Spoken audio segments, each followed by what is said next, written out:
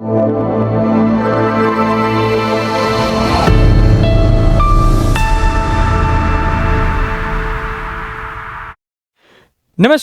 મુખ્ય સેવિકાની તૈયારી કરતી તમામ બહેનો માટે એક જબરદસ્ત બેચ છે સખી બેચ, જેની અંદર લાઈવ પ્લસ રેકોર્ડેડ વિડીયોઝ જોવા મળશે.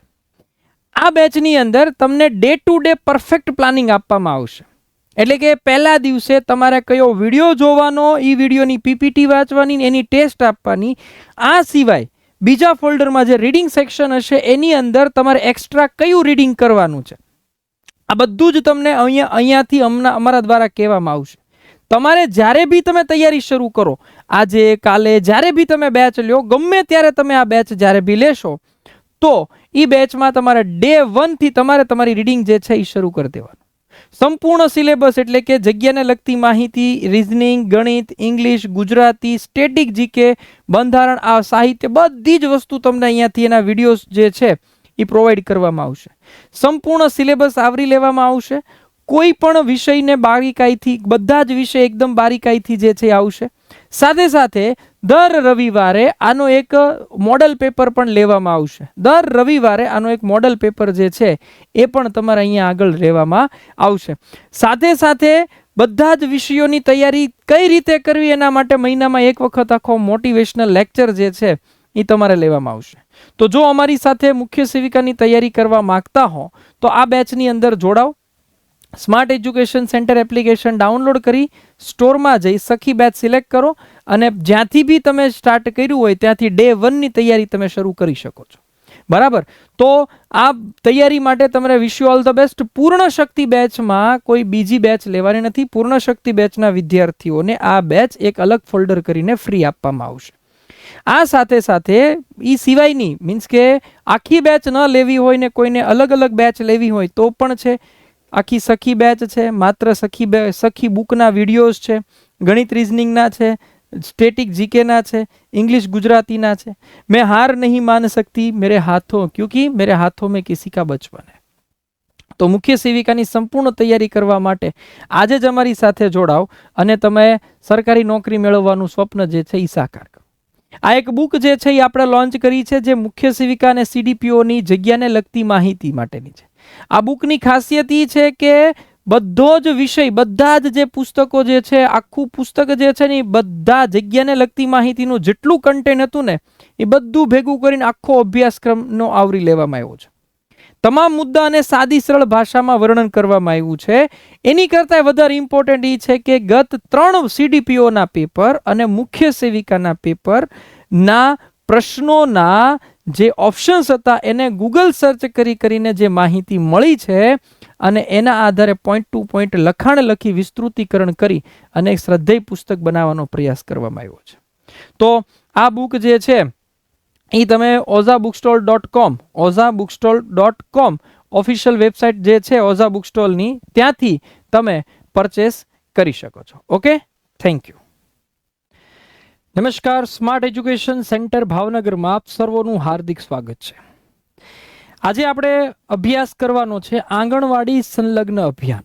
આંગણવાડીની અંદર કયા કયા અભિયાનો જે છે એ આવતા હોય છે, કયા કયા લાભાર્થીઓને કયા કયા પ્રકારના લાભો મળવા પાત્ર છે જે આંગણવાડી સાથે કનેક્ટેડ છે, એ બધાની આપણે ચર્ચા કરવાની છે. પરીક્ષાની દ્રષ્ટિએ અગત્યનો ટોપિક ગણાય અને પરીક્ષામાં પૂછાવાની સંભાવના પણ અહીંયા આગળ વધી જાય એવું આ ચેપ્ટર છે, એટલે કે આંગણવાડી સંલગ્ન અભિયાન. સમજીએ કયા કયા પ્રકારના અભિયાન છે. એમાં સૌથી પહેલું જ આવે છે રાષ્ટ્રીય પોષણ અભિયાન. રાષ્ટ્રીય પોષણ અભિયાન જે શરૂ થયું હતું 2018 ની અંદર, એટલે કે 8 માર્ચ 2018 ની અંદર જ્યારે આંતરરાષ્ટ્રીય મહિલા દિવસની ઉજવણી હતી એ વખતે ભારતના જે યશસ્વી પ્રધાનમંત્રી છે નરેન્દ્ર મોદી, એણે રાજસ્થાનના ઝુંઝુન ખાતેથી રાષ્ટ્રીય પોષણ અભિયાનની શરૂઆત કરી અને આ જે છે એ પોષણ મિશનના નામથી પણ એને ઓળખવામાં આવે છે. રાષ્ટ્રીય પોષણ અભિયાન કયો, રાષ્ટ્રીય પોષણ મિશન કયો છે, બધું એક જ તે. આજે પોષણ અભિયાન જે છે એ શેના માટેનું છે, શું છે, એની આપણે ચર્ચા કરીએ કે ભાઈ આ પોષણ અભિયાન જે છે એનું પેલો તો પૂરું નામ પોષણ એટલે કે POSHAN. પોષણ એટલે કે સર્વગ્રાહી પોષણ માટે પ્રધાનમંત્રીની સર્વોચ્ચ યોજના. એટલે કે prime minister's overarching scheme for holistic nourishment. પોષણનું પૂરું નામ ખાસ ધ્યાનમાં રાખજો, બરાબર છે. અહીંયા આગળ છે પોષણ એટલે કે પ્રધાનમંત્રી, ઇંગ્લિશમાં જોવા જઈએ તો prime minister's overarching scheme for holistic nourishment. એનો ઉદ્દેશ્ય મેઇન શું હતો તો કે જે નાના બાળકો હોય, જે સગર્ભા સ્ત્રીઓ છે, સ્તનપાન કરાવતી માતાઓને જે કુપોષણની સમસ્યા હોય છે, કુપોષણની અંદર એમાં કદાચ ઠીંગણા પણ ઊભી હોઈ શકે, લોહીની ઉણપ હોય, અથવા તો જન્મ સમયે બાળકનું જે ઓછું વજન છે, આ બધી સમસ્યાઓ જે બાળકોને અથવા તો સગર્ભા સ્ત્રીઓને થઈ રહી છે એના નિવારણ જે છે એ કરવા માટે પ્રધાનમંત્રીએ સ્પેશિયલ એક પોષણ અભિયાન શરૂ કર્યું. આ અભિયાન જે છે એ ખાસ કરીને કોના માટે, કયા બાળકો માટે, તો કે જે 6 મહિનાથી શરૂ કરીને 3 વર્ષના બાળકોને ટાર્ગેટ એવો હતો કે એને સારામાં સારું પોષણયુક્ત ભોજન મળે, એટલે કે સારામાં સારું ન્યુટ્રિશન જે છે એને આપવામાં આવે. અહીંયા આગળ ભારત સરકાર દ્વારા 2022 સુધીમાં કુપોષણ મુક્ત ભારતનો લક્ષ્યાંક જે છે એ જ્યારે અભિયાન શરૂ થયું ત્યારે રાખવામાં આવ્યો તો જેનું એક ધ્યેય વાક્ય છે, એનું ધ્યેય વાક્ય છે સહી પોષણ દેશ રોશન. સહી પોષણ દેશ રોશન જે છે એ આખું એનું મુખ્ય વાક્ય એટલે કે ધ્યેય વાક્ય જે છે એ નક્કી કરવામાં આવ્યું. એટલે સરકારે આની અંદર ઘણા બધા જે છે એ કુપોષણ ઘટાડવા માટેના લક્ષ્યાંકો નિર્ધારિત કર્યા. એમાં એવો ટાર્ગેટ કર્યો કે ભાઈ જે જન્મથી ઓછું વજન ધરાવતા બાળકોની સંખ્યા જે પહેલા હતી એની કરતા હવે વાર્ષિક 2% ઘટવી જોઈએ. 6 માસથી 6 વર્ષના બાળકોને જે લોહ તત્વની ઉણપ થતી હતી એ પહેલા જે હતી એની કરતા અત્યારે 3% જે છે એ ઘટવી જોઈએ. 6 વર્ષના બાળકોની ઉંમર પ્રમાણે ઓછી વજન અથવા તો ઓછા વજન જે છે એની સાથે એનો જે રેશિયો છે એ વાર્ષિક 2%ની અંદર એનો ઘટાડો કરવો. આ સિવાય જે 15 વર્ષથી શરૂ કરીને 50 વર્ષની જે મહિલા છે એની અંદર જે એનિમિયાનું પ્રમાણ છે એ વાર્ષિક 2%થી ઓછું થાય એવો ટાર્ગેટ નક્કી કરવામાં આવ્યો હતો. તો આના માટે સરકારે આઈસીડીએસની સાથે પ્રધાનમંત્રી માતૃવંદના અને અંત્યોદય અન્ન યોજના જે છે એ પણ યોજનાઓ આની સાથે કનેક્ટ કરેલી છે. એટલે કે આ જ યોજના ભારત સરકાર દ્વારા જે આઈસીડીએસ હોય અથવા તો પ્રધાનમંત્રી માતૃવંદના યોજના હોય યા ફિર અંત્યોદય અન્ન યોજના, આ બધી યોજનાઓ જે છે એ પણ આની સાથે કનેક્ટ કરી દીધેલી છે. બરાબર. અહીંયા આગળ જોઈએ કે પોષણ અભિયાન 2024ની અંદર પણ એક પોષણ અભિયાન જે છે એ શું હતું, 2024ની ખાસિયત શું હતી? તો મહિલા અને બાળ વિકાસ મંત્રાલયે સપ્ટેમ્બર 2024ની અંદર 7મો રાષ્ટ્રીય પોષણ મહિનો ઉજવ્યો. કેટલામો? 7મો. કારણ કે 2018ની અંદર પહેલો હતો, એટલે 18, 19, 20, 21, 22, 23 અને આ 24, એટલે કે 7મો રાષ્ટ્રીય પોષણ મહિનો જે છે એ ઉજવો. કારણ કે દર વર્ષે સપ્ટેમ્બર મહિનો જે છે, કયો મહિનો? સપ્ટેમ્બર મહિનો જે છે એને આપણે પોષણ માસ તરીકે ઉજવતા હોઈએ છીએ. બરાબર. ક્યારે? સપ્ટેમ્બર મહિનાને પોષણ માસ તરીકે ઉજવતા હોઈએ. તો એની મેઇન વાસ્તવિકતા અથવા તો ખાસિયત શું છે? તો 2024ની જે વિશેષતાની વાત કરીએ તો ગુજરાતના જે મુખ્યમંત્રી છે ભૂપેન્દ્રભાઈ પટેલ અને કેન્દ્રીય બાળ વિકાસ મંત્રાલયના જે મંત્રી હતા અન્નપૂર્ણા દેવી, એની ઉપસ્થિતિમાં ગાંધીનગરની અંદર મહાત્મા મંદિર ખાતે 7મા રાષ્ટ્રીય પોષણ માસ 2024 જે છે એનો પ્રારંભ કરાયો હતો. આખા દેશમાં આ 7મો તબક્કો હતો જેની અંદર એનિમિયા નિવારણ છે, વૃદ્ધિની દેખરેખ છે, પોષણ અને ટેકનોલોજી દ્વારા અસરકારક સેવા લઈ લો, પોષણ ભી, પઢાઈ ભી, પૂરક પોષણ, આ બધી અલગ અલગ થીમ છે. પોષણ અભિયાન પોષણ માસ 2024ની બધી થીમ છે. બરાબર. એનિમિયા નિવારણ કયો, વૃદ્ધિની દેખરેખ કયો, સુશાસન અને ટેકનોલોજી કયો, બરાબર. પછી એને દ્વારા અસરકારક સેવાની વિતરણ કહી દો, પોષણ ભી, પઢાઈ ભી, અને સાથે સાથે પોષણ જે છે પૂરક પોષણ, એની ઉપર એ થીમ ઉપર આખું કાર્ય કર્યું. હવે આ કાર્યક્રમમાં સગર્ભા અને સ્તનપાન કરાવતી જેટલી બી માતાઓ છે અને કિશોરીઓ હોય એને સારામાં સારી પોષણયુક્ત જે છે એ ખોરાકની કીટ પૂરી પાડવાની. આ સાથે સ્વાવલંબન યોજનાના જેટલા બી લાભાર્થીઓ હતા એને પણ સહાયના ચેક જે છે એ વિતરણ કરવામાં આવ્યા. મિશન પોષણ 2.0 છે એ બાળકો, કિશોરીઓ, સગર્ભા સ્ત્રી અને સ્તનપાન કરાવતી માતાઓને કુપોષણ સામે લડવા ઉપર ધ્યાન કેન્દ્રિત કરે છે.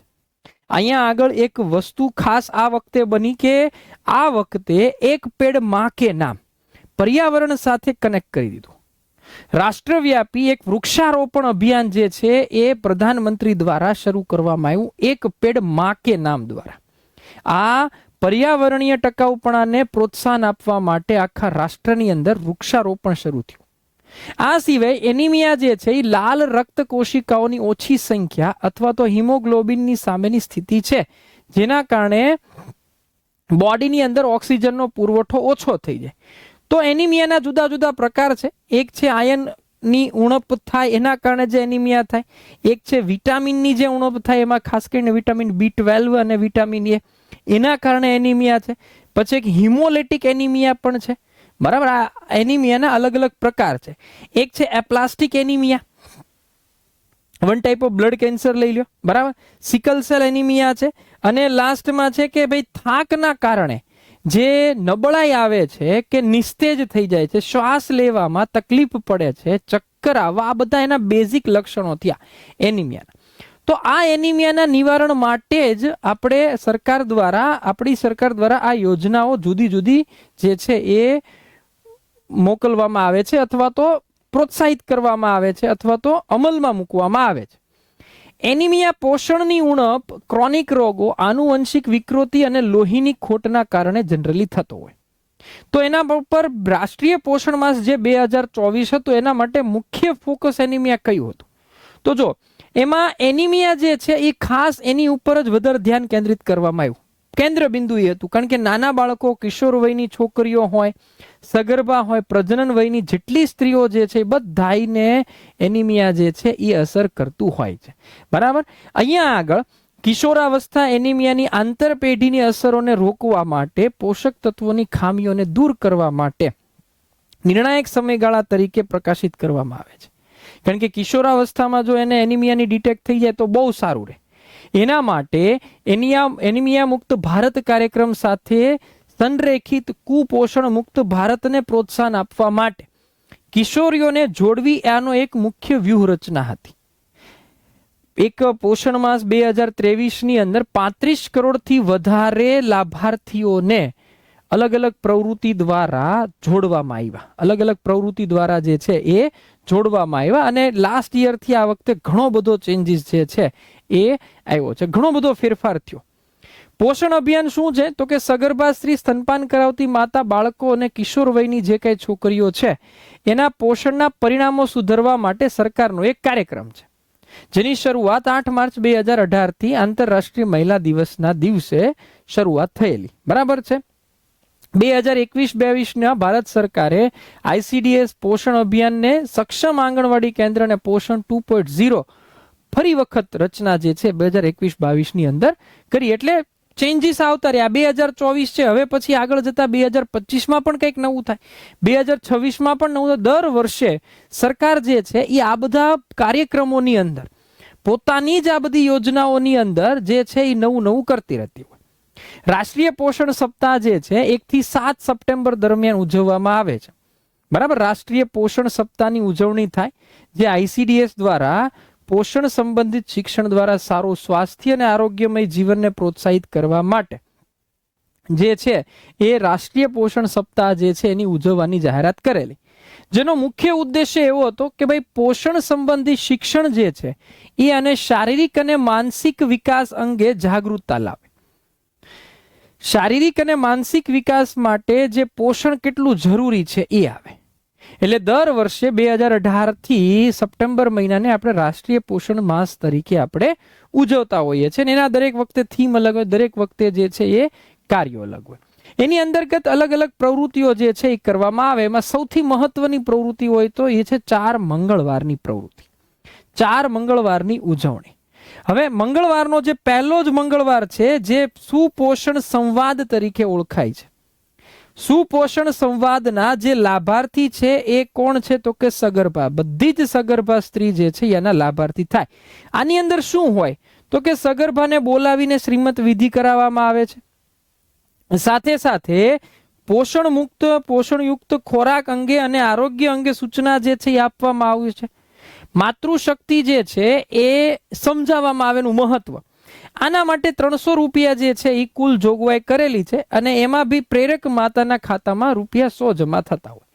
શ્રીમત માટે અલગથી 150 રૂપિયાનો નાસ્તો ને 50 રૂપિયાનો સામાન જે છે એ પણ લાવવાની શરૂઆત જે છે એ આ પહેલા જ મંગળવારની અંદર થતી હોય. એટલે કે પહેલા જ મંગળવારની અંદર સુપોષણ સંવાદ ઉજવાય, સગર્ભાને શ્રીમત વિધિ કરવામાં આવે અને એને માતૃશક્તિનું મહત્વ જે છે એ સમજાવવામાં આવે.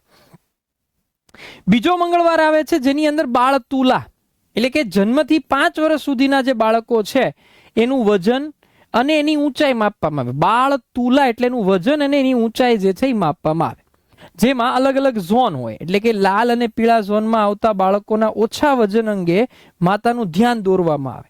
જે ક્રિટિકલ સિચ્યુએશન હોય કે ભાઈ જે BMI કેલ્ક્યુલેટર પ્રમાણે અથવા તો BMI ઇન્ડેક્સ પ્રમાણે એનું વજન જે છે એ આ એજ પ્રમાણે એટલું હોવું જોઈએ, આ ઊંચાઈ પ્રમાણે એટલું વજન હોવું જોઈએ. જો એ ન હોય તો એ માતાને સમજાવવામાં આવે કે ભાઈ આ લોકોને, આ બાળકોને આવી રીતે હવે ખોરાક જે છે એ આવી રીતે ખવડાવવાનો. બરાબર? એના માટે રૂપિયા 300 જે છે એ કાર્યકરને આપવામાં આવે છે. આ સિવાય જે THR માસિક MRP માટેના ડેટા એન્ટ્રી જે છે એ કરશે, જેમાં કાર્યકર જે છે ને કુલ 300 રૂપિયાની જોગવાઈ છે ને બધી ડેટા કલેક્ટ કરશે કે ભાઈ એક્ઝેક્ટલી કેટલો છે.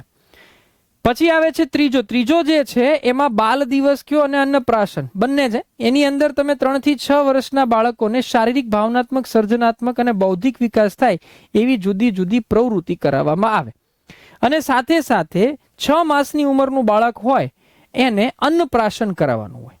હવે એમાં કેવું હોય કે ભાઈ 6 મહિના સુધી તો ફરજિયાત એને સ્તનપાન કરાવવાનું હોય. જે આપણને ખ્યાલ છે કે બાળક જે છે, નવજાત શિશુ છે, 6 માસ સુધી ફરજિયાત એને સ્તનપાન જ કરાવવાનું હોય. પણ 6 મહિના પછી એને અન્નપ્રાશનની અંદર બાળકને પ્રથમ વખત બાલ શક્તિથી બનેલી કોઈ પણ એક આઈટમ, એની અંદર તમે રાબ હોય અથવા તો પાતળી દાળ હોય અથવા તો છૂંદેલા ફળ જે છે એ છૂંદીને એને આપવામાં આવે. બરાબર? આના માટે નાણાકીય જોગવાઈ જે છે એ રૂપિયા 250 છે. એમાં 100 રૂપિયા જે છે એ અલગ અલગ વસ્તુ લાવવાની હોય, એની સંખ્યા પ્રમાણે જે છે એ આપે છે. 150 રૂપિયા બાળ દિવસની ઉજવણી નિમિત્તે આ બધામાં ફેરફાર આવશે. આ બધાની અંદર જે છે એ ફેરફાર હોય. લાઈક આંકડાકીય બાબતો જે છે એની અંદર ફેરફાર આવવાની શક્યતા પૂરેપૂરી છે. કારણ કે આંકડાકીય મેટર એવી છે કે જેમાં પોસિબલ છે કે ગમે એવો જે છે ફેરફાર ગમે ત્યારે આવી શકે, ગમે ત્યારે ફેરફાર જે છે એ આવી શકે. એના પછી જોઈએ ચોથો મંગળવાર છે. ચોથો મંગળવાર એમાં પૂર્ણા દિવસ અને અન્ન વિતરણ. પૂર્ણા દિવસમાં 11 થી 14 વર્ષની જે શાળાએ ન જતી હોય એવી કિશોરીઓ અને 15 થી 18 વર્ષની તમામ કિશોરીઓને પોષણ અને બિનપોષણનો જે કાંઈ સેવાઓ છે એનો લાભ એ લોકોને આપવામાં આવે. આ સિવાય અન્ન વિતરણમાં બાળકો, સગર્ભા અને ધાત્રીને તમામ લાભાર્થીને જે ટેક હોમ રાશન જે છે એ આપવામાં હોય, જેમાં બાલ શક્તિ છે, માતૃશક્તિ છે, પૂર્ણા શક્તિ છે, એના પેકેટ જે છે એનું વિતરણ કરાવવામાં આવે. અથવા તો એક નિદર્શન પણ રાખવામાં આવે કે ભાઈ એમાંથી બનાવેલી જે વાનગીઓ છે એ બનાવીને નિદર્શિત કરાવડાવે. આના માટે પણ જોગવાઈ છે. એ 200 રૂપિયા, એમાં 160 પૂર્ણા સખીઓ એને આપે અને 40 રૂપિયા પરચુરણ ખર્ચ માટે જે છે એ જોગવાઈ કરે. તો આ વસ્તુ જે છે એ 5 કહેવાય ને કે ભાઈ 4 મંગળવારની ઉજવણી આવી રીતે કરવામાં આવતી હોય. બરાબર? એમાં સુપોષણ સંવાદ લઈ લ્યો, બાળ તુલા દિવસ લઈ લ્યો, આવી રીતે અલગ અલગ જે છે એ પ્રવૃત્તિઓથી આંગણવાડીને સુસજ્જ કરવામાં આવે. નેક્સ્ટ પ્રોગ્રામ છે ઇન્ક્રિમેન્ટલ લર્નિંગ એપ્રોચ, એટલે કે ILA. જો મુખ્ય સેવિકા અથવા તો આંગણવાડી કાર્યકરની ક્ષમતામાં વધારો કરવા માટે એને તાલીમ આપવામાં આવે. એ તાલીમ એટલે કે ILA. બરાબર? એની અંદર ILA દ્વારા આ પ્રમાણેની તાલીમ અપાય, જેમાં ઘર મુલાકાતનું આયોજન કઈ રીતે કરવું, એમાં સુધારો કઈ રીતે લાવવો, ઘર મુલાકાત શરૂ કરવાની તાલીમ એને આપવી, આંગણવાડી કેન્દ્ર ઉપર સમુદાય આધારિત પ્રસંગોનું આયોજન અને ગોઠવણી કરવી, નવજાત શિશુઓને શા માટે અને કેવી રીતે સ્તનપાન કરાવવું આ બધાની જાણકારી આપવી. બરાબર? આ એ લોકોને તાલીમ આપવામાં આવે એનો કાર્યક્રમ છે આ ILA. બરાબર? જેમાં ચોથો છે કે નબળા નવજાત શિશુની ઓળખ અને સાર સંભાળ લેવાની તાલીમ જે છે એ કઈ રીતે આપવામાં આવે, પૂરક આહાર જે છે, આહારોની વૈવિધ્યતા વિશે એ લોકોને સમજાવવામાં આવે. મહિલાઓને એનિમિયા અંગેની જાગૃતતા જે છે એ લાવવા માટે, બાળકો જે છે એની વૃદ્ધિનું મૂલ્યાંકન જે છે એ કરવામાં આવે. સમયાંતરે પૂરક આહારમાં સુધારો થાય એની ખાતરી કરવામાં આવે. માત્ર ને માત્ર સ્તનપાન કરાવવામાં આવે એની ખાતરી કરવી. આ બધી વસ્તુ એવી છે કે જે વર્કરને સમજાવવામાં આવે અને એની તાલીમ આપવામાં આવે, જેથી કરીને વર્કર અને સુપરવાઇઝર એટલે કે મુખ્ય સેવિકા એના જે તે આંગણવાડીમાં જેટલા બી લાભાર્થીઓ છે એને બધાઈને એ પ્રોવાઈડ કરી શકે. લાઈક સમયસર પૂરક આહાર જે છે એ શરૂ કરવાની ખાતરી કરવાની, તીવ્ર કુપોષણની ઓળખ અને નિવારણ માટેના પગલાં લેવા માટેની તાલીમ આપવી, માંદગી દરમિયાન લેવાના આવતા જે કાંઈ આહાર છે એની સમજ આપવી, સ્તનપાન કરાવવા માટે જે કંઈ મુશ્કેલી આવે છે એના માટે માતાઓ જે છે એને મદદ કરવી. બરાબર. કાંગારૂ માતૃ સંભાળ દ્વારા નવજાત અથવા તો નબળા શિશુઓને કેવી રીતે સંભાળ લેવી એની આખી સમજૂતી જે છે એ અહીંયા આગળ એને આપવામાં આવે છે. આ સિવાય નવજાત શિશુઓના બીમારી ઓળખી અને રેફરલ સર્વિસનો ઉપયોગ કરી એને અલગ મોટી હોસ્પિટલોની અંદર રેફરલ કરવામાં આવે. કુપોષણ અને બીમારીઓથી થતા મૃત્યુને રોકવા માટેની સમજ જે છે એ આપવામાં આવે. કિશોરીઓ અને જે નાની છોકરીઓ હોય છે એને એનિમિયાનું નિવારણ કરવા માટેને કઈ રીતે એને શું બધું આપવું, એના માટે કઈ કઈ સૂચનાઓ આપવી, બરાબર, એ બધું કરવામાં આવે. પ્રસૂતિ પૂર્વેની તૈયારીઓમાં સંસ્થાકીય અને ઘરેલું પ્રસૂતિ માટેનું એને શિક્ષણ આપવામાં આવે.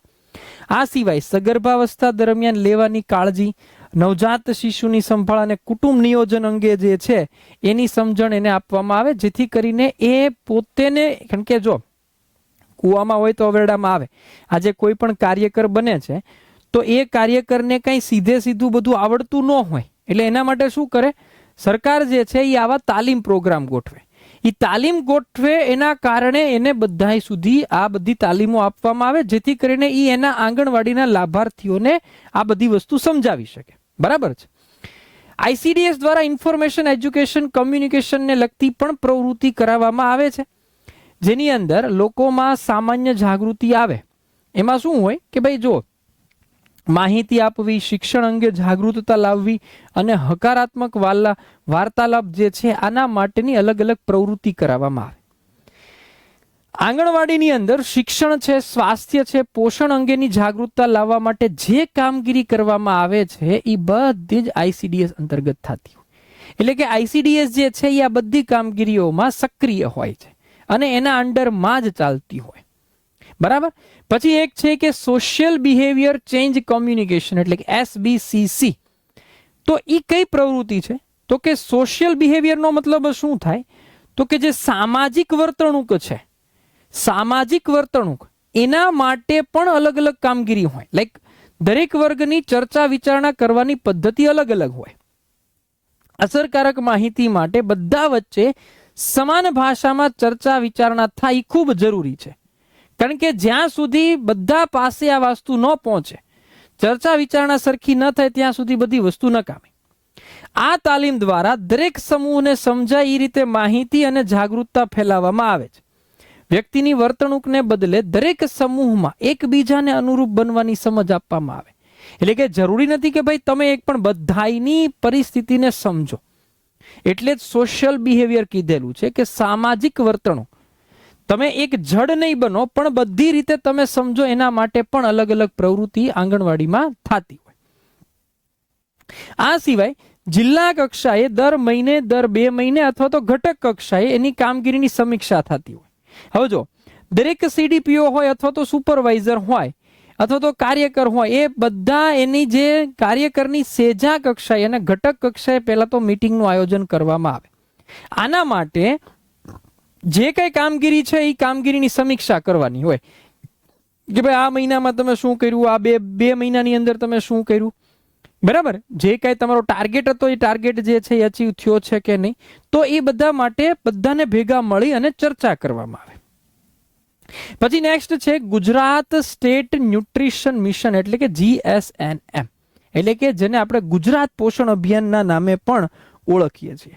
ગુજરાત સરકારે પણ રાજ્યવ્યાપી આવી પોષણ અભિયાનની શરૂઆત દાહોદથી કરી હતી, જેમ કેન્દ્ર સરકારે 2018માં કર્યું એવી જ રીતે ગુજરાત સરકારે પણ 23 જાન્યુઆરી 2020 થી કુપોષણને નાબૂદ કરવા માટે દાહોદથી આખા રાજ્યની અંદર પોષણ અભિયાનની શરૂઆત કરી. હવે ગુજરાત સરકારનો ટાર્ગેટ એવો હતો કે જેટલી બી સગર્ભા સ્ત્રીઓ હોય, ધાત્રી માતા હોય, બાળક હોય યા ફિર કિશોરીઓ હોય, એને સારામાં સારું પોષણ મળે, જેથી કરીને એને જે કુપોષણની સમસ્યા છે એ કુપોષણની સમસ્યાને નિવારી શકે. એટલે આ અભિયાનનો લક્ષ્યાંક એવો હતો કે ભાઈ જે ઓછા વજનવાળા બાળકોનું સામાન્ય વજનમાં લાવો, ગંભીર રીતે તે તીવ્ર કુપોષિત બાળકો છે એના માટે વધુ આંગણવાડીઓ બનાવો, મધ્યમ તીવ્ર કુપોષિત બાળકો માટે મફત આંગણવાડીઓ બનાવો, કિશોર વયની છોકરીઓની અંદર જે એનિમિયા જે છે એ હોય એ વાર્ષિક 3% ઘટાડો કરો, જે ગંભીર એનિમિયાનું પ્રમાણ જે છે એ સગર્ભા સ્ત્રીઓની અંદર 0 કરી નાખવાનું, અને જન્મ સમયના જે ઓછા વજનવાળા બાળકો છે એનું પરિણામ પણ વાર્ષિક 2% ઘટે, જેનો રેટ છે જે ઓરિજિનલ રેટ હતો એની કરતા વર્ષમાં 2%નો દર વર્ષે 2% ઘટે, આવો ટાર્ગેટ જે છે ઇવન રાજ્ય સરકારે પણ કરેલો છે. જેમ પોષણ માસમાં અભિયાન જે કેન્દ્ર સરકારનું છે એવી જ રીતે રાજ્ય સરકારનું પણ છે. તો એના માટે એક ત્રિવેણી પુરસ્કાર જે છે એના માટે ગુજરાતમાં 1 વર્ષ દરમિયાન તમામ બાળકો અને સુપોષિત કરનાર આંગણવાડીને 42,000 જેટલી રાશિ પ્રોવાઈડ થાય. હવે ત્રિવેણી પુરસ્કારમાં કેટલી રકમ, તો કે જે આંગણવાડી વર્કર હોય, વર્કર એને 12,000ની રકમ છે, જે આશા વર્કર છે એને પણ 12,000ની છે, એએનએમ વર્કર છે એને પણ 12,000ની છે, અને તેડાગર બહેનો છે એને એનાથી અડધી એટલે કે 6,000. એટલે ત્રિવેણી પુરસ્કાર અંતર્ગત કુલ 42,000 જેટલીની રાશિ જે છે એ ફાળવવામાં આવી છે. પણ એની અંદર 42,000ની અંદર એ પાછું 4 ભાગમાં ડિવાઈડ થાય, 12, 12, 12 અને 6. 12 જે છે એ આંગણવાડી વર્કરને મળે, આશા વર્કર નહીં 12 અને એએનએમ વર્કર નહીં 12, એટલે વર્કર વર્કર વર્કર તો કે 12, 12, 12. હવે એની સિવાયની જે છે એ ટોટલ તો 42 જ છે, 12, 12, 12 એટલે 36 ગઈ, તો વધે કેટલી, તો કે 6. તો 6 જે છે એ તેડાગર બહેનોને આવે ત્રિવેણી પુરસ્કાર. બરાબર, કેટલી ત્રિવેણી પુરસ્કાર જે છે એ અંતર્ગત. એટલે ગુજરાત સરકાર દ્વારા જે રાજ્યની અંદર મહિલા અને બાળકો, વૃદ્ધો, પછાત, આદિવાસી સમુદાય વંચિત ન રહે એના માટે ઘણી બધી યોજનાઓ જે છે એ બનાવી છે.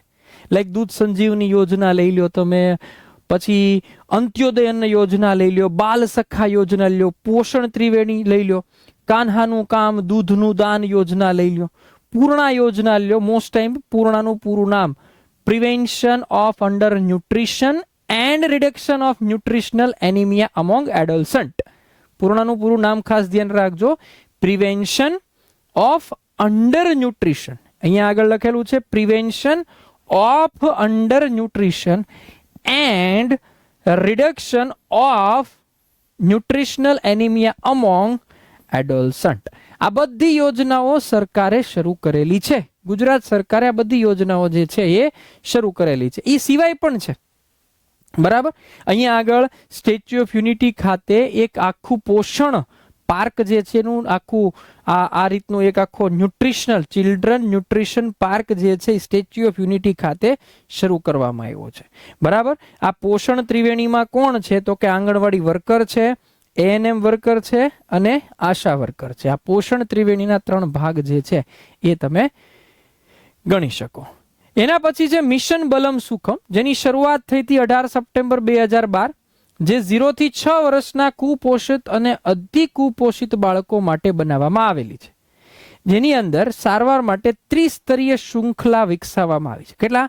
3 સ્તર જે છે એની શૃંખલા વિકસાવવામાં આવી છે. 3 સ્તર એટલે એમાં સૌથી પહેલી વાત કરીએ ગ્રામ્ય કક્ષા. ગ્રામ્ય કક્ષાએ બાલ શક્તિ કેન્દ્ર સ્થાપિત કરવામાં આવ્યું છે, VCNC.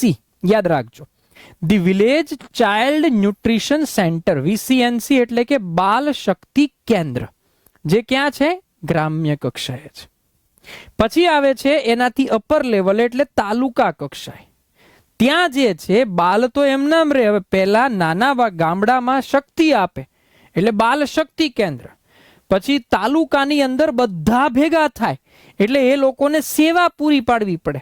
એટલે બાલ સેવા કેન્દ્ર, એનું ઇંગ્લિશ વર્ઝન છે ધ ચિલ્ડ્રન માલ ન્યુટ્રિશન ટ્રીટમેન્ટ સેન્ટર, એટલે કે CMTC. ઓલામાં છે VCNC, અહીંયા છે CMTC. હવે વાત કરીએ જિલ્લામાં શું હોય, બહુ બધા બાળકો હોય, એટલે બહુ વધારે હોય એટલે એને આપણે નામ આપીએ જિલ્લા કક્ષાએ બાળ સંજીવની કેન્દ્ર, જે છે ન્યુટ્રિશન રિહેબિલિટેશન સેન્ટર, એટલે કે NRC. એટલે VCNC ગ્રામ્ય કક્ષાએ, CMTC તાલુકા કક્ષાએ અને NRC જે છે એ જિલ્લા કક્ષાએ. એટલે કે બાલ શક્તિ કેન્દ્ર ગ્રામ્ય કક્ષાએ, બાળ સેવા કેન્દ્ર તો કે તાલુકા કક્ષાએ, બાળ સંજીવની કેન્દ્ર તો કે જિલ્લા કક્ષાએ જે છે એ અહીંયા આગળ હોય છે. ગ્રામ્ય કક્ષાએ જોવા જઈએ તો બાલ શક્તિ કેન્દ્રમાં શું છે, ગ્રામ્ય કક્ષાનું જે બાલ શક્તિ કેન્દ્ર છે જે ICDS યોજનાના અને આરોગ્ય વિભાગ જે છે બંને સાથે રહીને કામ કરતા હોય, જેની અંદર જે આ આંગણવાડીના કેન્દ્રમાં જે બી તબીબી સારવારની જરૂરિયાત ન હોય એવા કુપોષિત બાળકો માટે આ કેન્દ્ર ચલાવવામાં આવે, જે જનરલી 30 દિવસ સુધી ચાલતું હોય. તો એની પ્રવૃત્તિઓ છે, એને બાળકોના નામની નોંધ કરે, પ્રાથમિક તપાસથી કુપોષિત બાળકોનું વર્ગીકરણ કરે, અતિ કુપોષિત બાળકો ઉપર વધુ ધ્યાન આપે, કુપોષણ મુજબ યોગ્ય સારવાર આપે, કાર્ય પદ્ધતિ જે છે ને આગળ વધારે, સહાયક જે છે એ નિરીક્ષકની વ્યવસ્થા કરે, ખાસ સંજોગોમાં સંચાલન માટેની માર્ગદર્શિકા જે છે એ તૈયાર કરે. બરાબર. તો બાલ શક્તિ અંતર્ગત જે ખોરાક આપવામાં આવે છે એની અહીંયા વાત છે. આ ઓફિશિયલ છે, લાઈક સવારે 9 વાગે નાસ્તો, 11 વાગે, બપોરે 1 વાગે, 3 વાગે ને 5 વાગે. એમાં સવારમાં સૌથી પહેલા ભીનો અને મીઠો નાસ્તો અપાય, જેમાં શીરો છે, રાબ છે, ગળી ભાખરી, લાપસી, જેની માત્રા 50 ગ્રામ હોય. ICDS દ્વારા બનાવેલ જે સ્ત્રોત છે એના દ્વારા સુખડી છે, વેજીટેબલ પુલાવ છે, શીરો છે, લીલી ભાજીના વઘારેલા મુઠિયા છે, ફાળા લાપસી છે, આવું બધું આપવામાં આવે. પછી બપોરે તો કે ભાઈ ખીચડી ઉપમા બનાવે, અને લાસ્ટમાં એટલે કે સાંજના ટાઈમમાં લાડુ અને ચીકી જે છે એ બનાવે, જેની માત્રા લગભગ બધે 50 ગ્રામ સુધી હોય છે. આ ઓફિશિયલ મેટર છે. બરાબર. તાલુકા કક્ષાએ વાત કરીએ, બાળ સેવા કેન્દ્ર, એટલે કે તાલુકા કક્ષાએ પ્રાથમિક અને સામૂહિક આરોગ્ય કેન્દ્રને સાથે રાખીને બાળ સેવા કેન્દ્ર તરીકે ઓળખવામાં આવે છે, જેની અંદર શું હોય, જે તબીબી સારવારની જેને જરૂરિયાતો હોય એમાં કુપોષિત અને અતિ કુપોષિત બાળકો માટે પ્રાથમિક અને આરોગ્ય કેન્દ્ર દ્વારા તાલુકા કક્ષાએ એને સહાય આપવાની હોય. બરાબર. અને જિલ્લા કક્ષાએ હોય છે બાળ સંજીવની કેન્દ્ર, જેમાં જિલ્લાની મોટી હોસ્પિટલ અથવા તો મોટી જે ગવર્મેન્ટ મેડિકલ હોસ્પિટલ હોય અથવા તો મેડિકલ હોસ્પિટલ હોય ત્યાં આગળ એ બાળ સંજીવની કેન્દ્ર તરીકે ઓળખાય, જેમાં બહુ ક્રિટિકલ સિચ્યુએશન હોય, વધારે પડતી તબીબી સારવારની જરૂરિયાત વાળા જે કુપોષિત અને અતિ કુપોષિત જે આંગણવાડીથી રેફરલ થઈને આવ્યા હોય, બરાબર, એ લોકોને અહીંયા આગળ જે છે એ લાવવામાં આવે, અને જેનું સત્ર જે છે એ સામાન્ય રીતે 21 દિવસ હોય. અહીંયા આગળ વસ્તીનું સામૂહિક આરોગ્ય એટલે CHC તાલુકા દીઠ 1 હોય, અથવા તો 1 લાખની વસ્તી દીઠ જે છે એ હોય. CHC ક્યારે સ્થપાય તો કે રણ પહાડી વિસ્તારમાં 80,000, બાકી બધે 1 લાખની વસ્તીએ 1 CHC સ્થપાય. એવું નહીં કે ભાઈ તાલુકા કક્ષાએ 1 જ હોય, મોટો તાલુકો હોય તો અહીંયા CHC 2 હોય. PHC એટલે કે પ્રાથમિક આરોગ્ય કેન્દ્ર જે 30,000ની વસ્તી દીઠ હોય. જો રણ પહાડી વિસ્તાર હોય તો ત્યાં જે છે 20,000ની મર્યાદામાં હોય. આંગણવાડી વર્કર જે છે 1,000 વસ્તી દીઠ આપવામાં આવે છે, અને આશા વર્કર જે છે એ પણ 1,000 વસ્તી દીઠ જે છે એ આપવામાં આવે છે. તો અહીંયા આગળ જે છે એ આવી રીતે અલગ અલગ અહીંયા આગળ સામૂહિક આરોગ્ય કેન્દ્ર, પ્રાથમિક આરોગ્ય કેન્દ્ર, આવા જે છે એ વસ્તી દીઠ, એટલે કે CHC હોય તો 1 લાખ, પહાડી વિસ્તારમાં 80,000, PHC તો કે 30,000, પહાડી વિસ્તાર હોય તો 20,000, બાકી બધા 1,000. બરાબર. પછી નેક્સ્ટ પ્રોગ્રામ છે તો કે ભાઈ નેશનલ આયન પ્લસ ઇનિશિયેટિવ એટલે NIPI. ભારત સરકારનો જે આરોગ્ય અને પરિવાર કલ્યાણ મંત્રાલયનો જે વિભાગ છે એમાં કિશોર વિભાગ દ્વારા રાષ્ટ્રીય આયન પ્લસ જે છે એની પહેલ શરૂ કરવામાં આવી. એની અંતર્ગત જે ઉદ્દેશો જે છે એ હાંસિલ કરવામાં આવ્યા, એમાં આટલા ઉદ્દેશો હતા કે જે ભાઈ એનિમિયાના કારણે વ્યક્તિ અને સમગ્ર વસ્તીના જે શારીરિક માનસિક સ્વાસ્થ્ય જે જોખમાય છે અથવા તો એની ઉપર જેની નકારાત્મક અસર છે એના માટે અને એના સ્વાસ્થ્યના માટે એવી પ્રવૃત્તિઓ ઉપર ધ્યાન આપવું. એટલે આખા જીવન દરમિયાન જે આયર્ન ફોલિક એસિડ જે છે, બરાબર છે, એના દ્વારા એને પૂરક પોષણ જે છે એ આપવામાં આવે આયર્ન ફોલિક એસિડ દ્વારા. બરાબર. એના માટે હળવા છે, મધ્યમ છે અને ગંભીર એનિમિયાની સુવિધા આધારિત ઉપચાર અને એના સંચાલન માટે ધારાધોરણો નક્કી કરવા. બરાબર કે ભાઈ એટલું હોય તો એને એટલી સર્વિસ અથવા તો એટલી મેડિકલ ટ્રીટમેન્ટ આપવી. સેવાઓ પૂરી પાડવા માટેના વ્યાપક માપદંડની ઓળખ કરવી અને સેવાઓ પૂરી પાડનારની ભૂમિકા જે છે એ દર્શાવવી. ભારતની અંદર એનિમિયા જે છે એ આરોગ્ય તંત્ર માટે બહુ મોટો પડકાર ગણી શકાય કે એ એક નહીં પણ નાના બાળકો હોય, સગર્ભા હોય, ધાત્રી માતા, કિશોર વયના બાળકો, ગર્ભાધાન કરી શકે એવી સ્ત્રીઓમાં 50%થી વધુ પ્રમાણમાં જે છે એ જોવા મળે. હવે એનિમિયાથી શું થાય તો કે આપણને ખ્યાલ છે કે ભાઈ સૌથી પહેલા તો શરીર ફીકું પડી જાય, લોહીની ઉણપ થાય, એના કારણે થાક લાગે, બેઝિકલી જે છે એ ચક્કર આવે. તો એના માટે આયર્નયુક્ત જે છે, જ્યારે એનિમિયાનું તમારે નિવારણ કરવું હોય તો શું કરી શકાય તો કે આયર્નયુક્ત આહાર જે છે એ લેવો પડે. જો ન હોય તો પછી તમારે ન્યુટ્રિશન એવા લેવા પડે અથવા તો પછી તમારે ઉપરથી ગોળીઓ લેવી પડે. આયર્નની જે છે એ ગોળીઓ લેવી પડે. એટલે કે દરેક આંગણવાડીની અંદર આયર્ન ફોલિક એસિડની ગોળીઓ અથવા તો વિટામિન એ માટેની આલ્બેન્ડાઝોલ જે છે એનું વિતરણ જે છે એ સમયાંતરે કરવાનું હોય. બરાબર. એના માટે જે છે એ ફેબ્રુઆરી અને ઓગસ્ટની અંદર હોય. અહીંયા આગળ એક ચાર્ટ આપ્યો છે જેમાં પાંડુ રોગની જે તપાસ માટે જે લોહીની હિમોગ્લોબિનની માત્રા કે ભાઈ જે બાળક છે જે 6 થી 60 મહિના એટલે કે 5 વર્ષનું હોય, 5 થી 11, 12 થી 14 છે, કિશોરી છે, સગર્ભા છે ને પુરુષ, એને જેને પાંડુ રોગ નથી એને 11.11 કરતા વધારે છે તો આ બધા જે છે એ પાંડુ રોગ નથી તો એની અંદર આટલું પ્રમાણ જે છે એ હોય હિમોગ્લોબિનની માત્રા. સામાન્ય પાંડુ રોગ હોય તો એટલી માત્રા છે, મધ્યમ હોય તો એટલી, અને ભારે પાંડુ રોગ હોય જે ક્રિટિકલ કહેવાય, બરાબર, તો એ એટલી માત્રા. એક ચાર્ટ છે, તમે આના આંકડાને એક રેન્ડમલી યાદ રાખી શકો છો. 11 થી 7 યાદ રાખો ને એટલે લગભગ બધું યાદ રહી જાય. પછી થોડુંક થોડુંક ઘટતા જવાનું. તો 11 તો છે જ નહીં, 11 કરતા વધારે હોય તો લગભગ પાંડુ રોગ હોય નહીં, અને ભારે પાંડુ રોગ તો કે 7 કરતા લેસ ધેન હિમોગ્લોબિન આવે તો સમજી લેવાનું કે એ ભારે પાંડુ રોગ આવશે. તો એ પ્રમાણ 11, 12, 13 એવી રીતે વિચારવાનું કે 11 છે, 12 છે કે 13 છે. એના કરતા વધુ હિમોગ્લોબિનની માત્રા હોય તો કોઈ તકલીફ નથી, પણ એની કરતા ઓછી હોય તો તકલીફ શરૂ થાય. એવી રીતે અહીંયા સામાન્ય છે, મધ્યમ છે ને ભારે પાંડુ રોગ. તો એક આંકડાકીય માહિતી છે જે તમે અંદાજિત યાદ રાખી શકો છો. બરાબર. એના લાભાર્થી છે જે 6 માસથી 5 વર્ષ સુધીના બાળકો. દરેક આશા વર્કરે ગામની અંદર આંગણવાડી કાર્યકરની મદદથી આંગણવાડી ખાતે નોંધાયેલા 6 માસથી શરૂ કરીને 5 વર્ષ સુધીના દરેક બાળકને અઠવાડિયાની અંદર 2 વખત, જનરલી બુધવાર અને શુક્રવાર નક્કી કરેલું છે, એમાં લોહ તત્વનું સિરપ એટલે કે આઈએફ એટલે કે આયર્ન એન્ડ ફોલિક એસિડ જે છે એ આપવાનું હોય. બરાબર. જે 6 માસથી 5 વર્ષ સુધીના બાળકો હોય એને. તો આ જે સિરપ છે એની અંદર 1 મિલી લોહ તત્વ હોય એટલે કે 20 મિલીગ્રામ આયર્ન હોય અને 100 માઇક્રોગ્રામ ફોલિક એસિડનું સિરપ જે છે એ અઠવાડિયામાં 2 વાર લોકોને આપવાનું હોય. વર્ષમાં 2 વખત એટલે કે ફેબ્રુઆરી અને ઓગસ્ટ એની અંદર આલ્બેન્ડાઝોલની ગોળીનો ડોઝ જે છે એ આપવામાં હોય જે કૃમિનાશક હોય. હવે એમાં પાછું કેવું હોય કે જો 1 થી 2 વર્ષનું બાળક હોય તો એને અડધી આલ્બેન્ડાઝોલ એટલે કે જે 200 મિલીગ્રામ જે છે હોય એ અડધી ગોળી આપવામાં આવે આલ્બેન્ડાઝોલની. અને 2 વર્ષથી વધુ ઉંમરના તમામ બાળકોને આખી, એટલે આખી હોય તો એના કરતા ડબલ હોય, એટલે કે જે આલ્બેન્ડાઝોલ જે છે એનું પ્રમાણ 400 મિલીગ્રામનું હોય. બરાબર.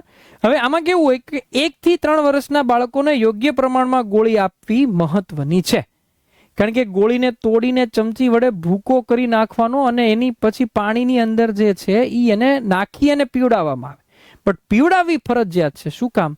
કારણ કે એનાથી જે કૃમિ છે, એના શરીરની અંદર જે કૃમિ છે એ કૃમિનો નાશ થાય.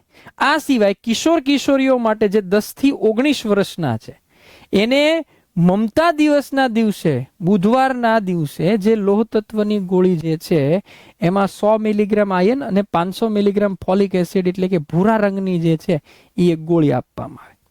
આશા વર્કર દ્વારા વર્ષમાં 2 વખત આ તમામ કિશોર કિશોરીઓને કૃમિના નાશ માટે આલ્બેન્ડાઝોલની ગોળીઓ જે છે એ પણ આપવામાં આવે છે. આલ્બેન્ડાઝોલની ગોળીઓ, બરાબર છે, કિશોર અને કિશોરીઓને.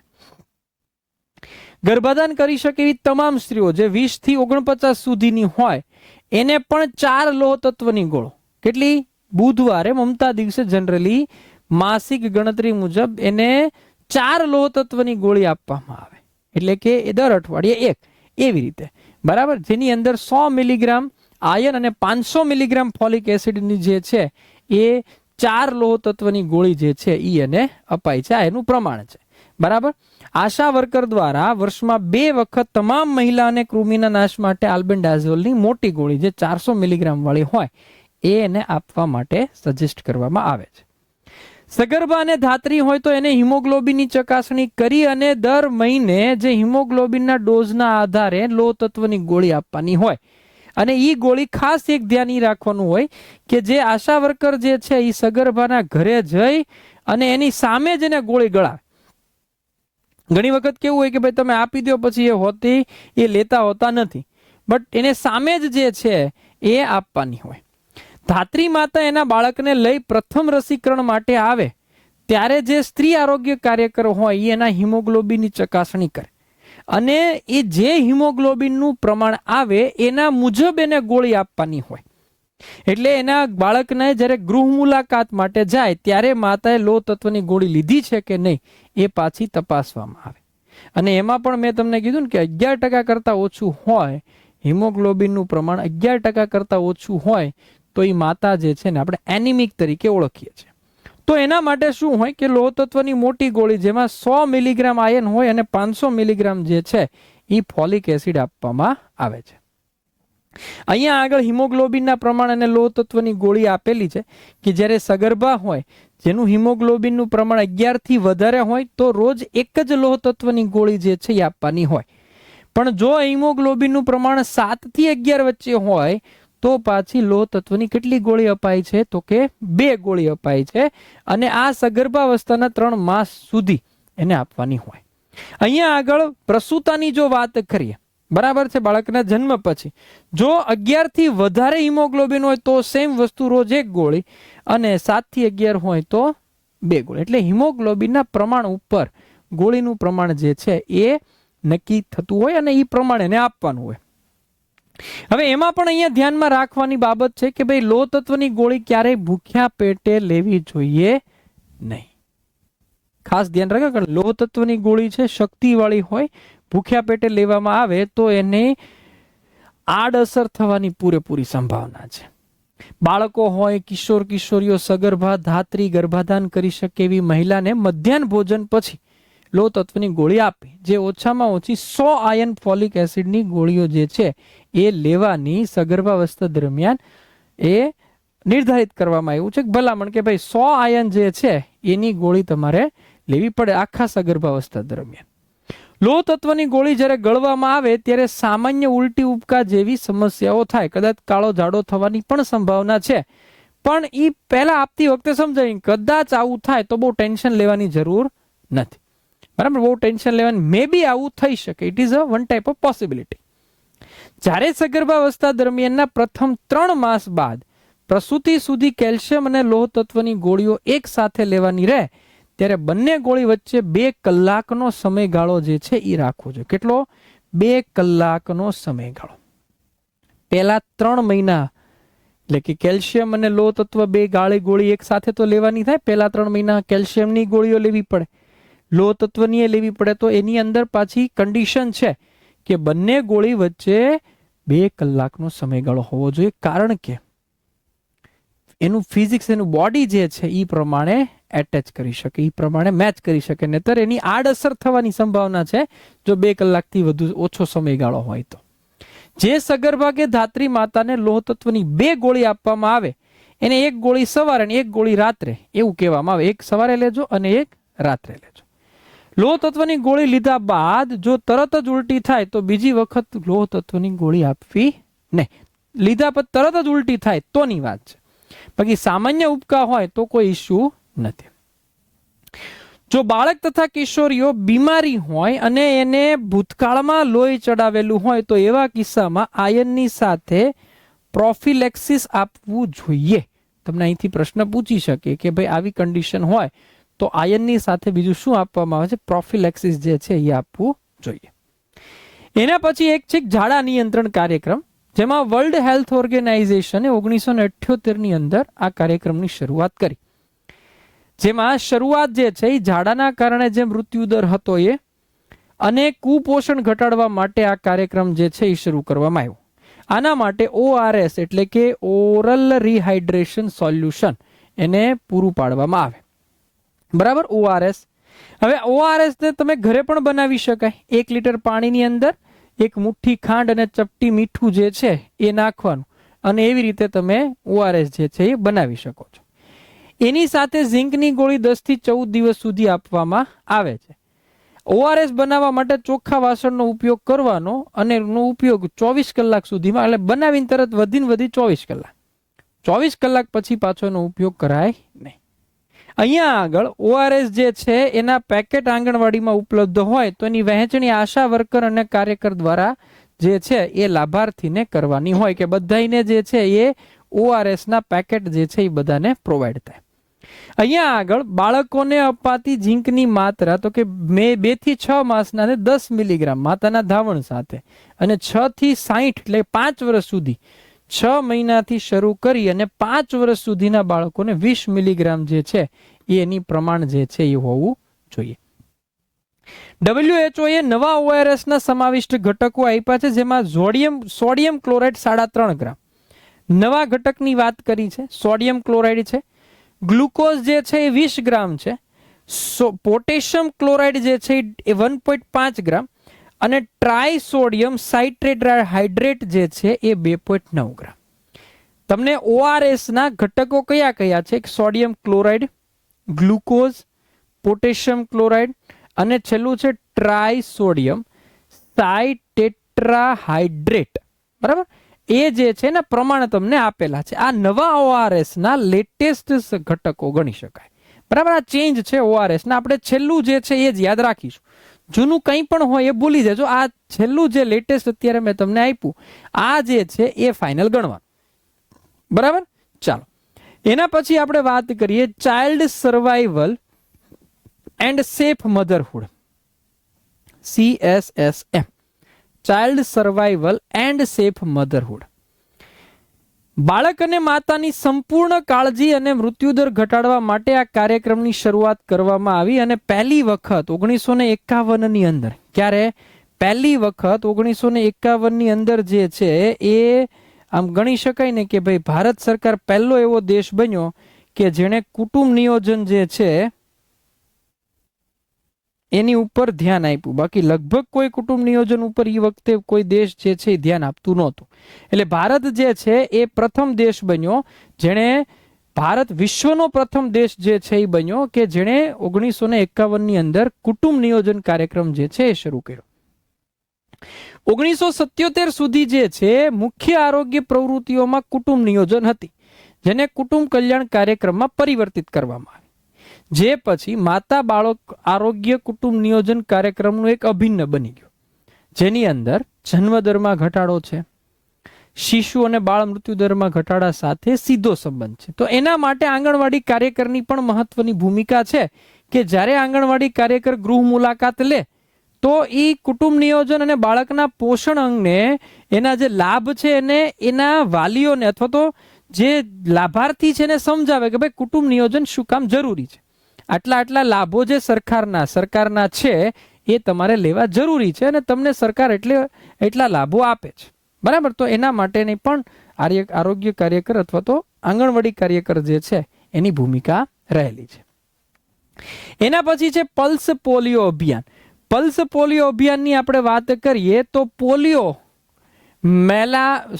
પોલિયોમેલિટીસ જે છે જેને આપણે પોલિયો કહીએ છીએ, પોલિયો વાયરસને કારણે થતો અત્યંત ચેપી રોગ છે, જેના 3 પ્રકાર છે. જે સીધી નર્વસ સિસ્ટમ ઉપર, નર્વસનો મતલબ શું થાય તો ચેતાતંત્ર, થોડા જ સમયમાં એને લકવો કરી નાખે અને માણસનું મૃત્યુ પણ એના કારણે થઈ શકે છે.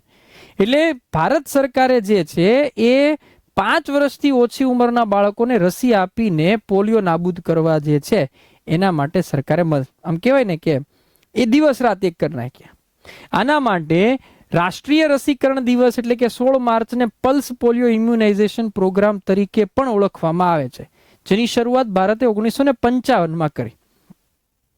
જે શરૂઆતમાં દર વર્ષે જે છે વર્ષમાં બે વખત જે છે એ આવરવામાં આવતું કે હાથ ધરવામાં આવતું કે વર્ષમાં 2 વખત જે છે એ પોલિયોના ટીપા પાવાના. પલ્સ પોલિયો ઇમ્યુનાઇઝેશનનો હેતુ એવો હતો કે દરેક દેશની વ્યક્તિ, દેશની જેટલી બી વ્યક્તિ છે એ તમામને અહીંયા આગળ એનો લાભ મળે. 1985માં જ્યારે દેશના તમામ જિલ્લાઓને રસીકરણથી આવરી લેવા માટે એક યુઆઈપી એટલે કે યુનિવર્સલ ઇમ્યુનાઇઝેશન પ્રોગ્રામ શરૂ કરવામાં આવ્યો, જે 1992માં child survival and safe motherhood અને 1997માં રિપ્રોડક્ટિવ એન્ડ ચાઇલ્ડ હેલ્થ પ્રોગ્રામનો એક ભાગ બન્યો. બીજું કાંઈ નથી, 1985માં જ્યારે યુઆઈપી શરૂ કરવામાં આવ્યો પછી 1992માં CSSM અને 1997માં RCH નો એક ભાગ બન્યો. હવે આમાં શું હતું તો કે ક્ષય છે, ડિપ્થેરિયા છે, પર્ટુસિસ છે, પોલિયોમાઇલિટિસ છે, ઓરી છે કે ધનુર છે, આ રોગો માટે શરૂઆતમાં જે છે એ શરૂઆત કરવામાં આવી હતી. બરાબર, આટલા રોગો માટે શરૂઆત કરવામાં આવી હતી. 27 માર્ચ 2014ના રોજ ધ રિજિયનલ સર્ટિફિકેશન કમિશન દ્વારા ભારતને પોલિયોમાંથી મુક્ત જાહેર કરવામાં આવ્યું, જેની મંજૂરી પણ WHO આપી દીધી. એટલે વર્લ્ડ પોલિયો ડે 2024 ઓક્ટોબરના રોજ જે છે એ ઉજવવામાં આવે છે. 2024ની જે થીમ છે એ કઈ હતી તો કે a global mission to reach every child. 2024ની વર્લ્ડ પોલિયો ડેની થીમ હતી a global mission to reach every child. બરાબર, તો એના માટે જેટલા બાળકો હોય, આંગણવાડી કાર્યક્રમમાં શું કરવાનું હોય, એના વિસ્તારમાં જેટલા બી બાળકો છે એના ઘરે ઘરે જઈ અને પોલિયોની રસી જે છે એ એને આપવામાં આવે છે. બરાબર, પોલિયોની રસી જે છે એ આપવામાં આવે છે. એટલે આ વખતે મિશન શું હતું? અ ગ્લોબલ મિશન. 2024માં આ બાબતને ધ્યાન રાખવામાં આવ્યું, a global mission to reach every child. Vitamin A સાથે કૃમિનો નાશ એટલે કે બાળકોમાં વિટામિન એ ની ઉણપ અટકાવવા માટે દર 6 મહિને એટલે કે ફેબ્રુઆરી અને ઓગસ્ટની અંદર વિટામિન એ ની દવા આપવામાં આવે. બાયએન્યુઅલ રાઉન્ડની અંદર 1 થી 5 વર્ષના જે બાળકો છે એને વિટામિન એ અને કૃમિનાશક જે આલ્બેન્ડાઝોલ સિરપ છે અથવા તો ટેબ્લેટ છે એ આપવાનું નક્કી થયેલું છે. આંગણવાડી કાર્યક્રમમાં એવું કરશે કે જે ફેબ્રુઆરી અને ઓગસ્ટ મહિનાની અંદર વિટામિન એ અને કૃમિનાશક જે છે એ દવા એને આપવામાં આવશે. શું કામ એને આપવામાં આવે છે તો કે વિટામિન એ ની ખામી અને કૃમિનો ચેપ જે છે એ જાહેર આરોગ્યની સમસ્યા છે. આ બંને પ્રોગ્રામની અંદર જે લક્ષાંકિત જૂથ જે છે એ એકદમ સરખું છે, કારણ કે 1 થી 5 વર્ષના જ બાળકો જે છે એ વિટામિન એ થી પીડાતા હોય અને કૃમિથી પીડાતા હોય.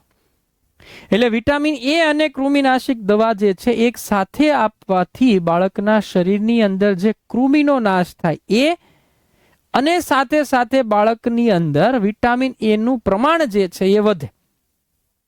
બરાબર, તો કૃમિનાશક દવા આપવી ખૂબ સરળ છે અને સહેલાઈથી વિટામિન એ અને કૃમિનાશક દવા જે છે એ આપવાની તાલીમ આપી શકાય. ખબર કે ભાઈ વિટામિન એ ની ગોળી કઈ રીતે આપવાની અથવા તો કૃમિનાશક દવા જે છે એ કઈ રીતે આપવાની.